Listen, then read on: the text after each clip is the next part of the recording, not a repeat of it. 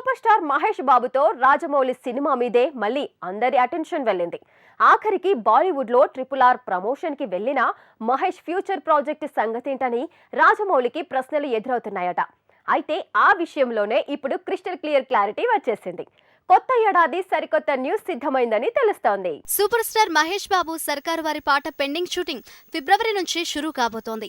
అయితే మార్చి నుంచే మాటల మాంత్రికుడి మేకింగ్ లో మహేష్ సినిమా మొదలవుతోందట.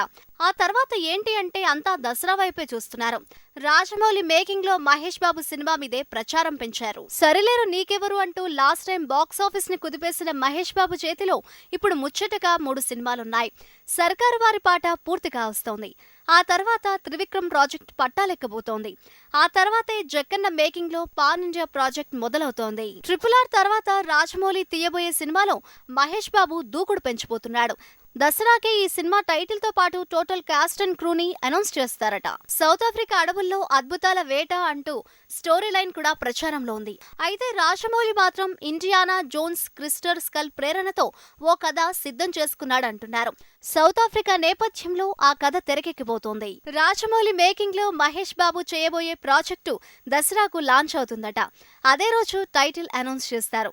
ఇక రెగ్యులర్ షూటింగ్ మాత్రం 2023 జనవరి 15 నుంచి మొదలవుతుందట. 2024 జనవరిలో ఈ సినిమా విడుదలవుతుందట.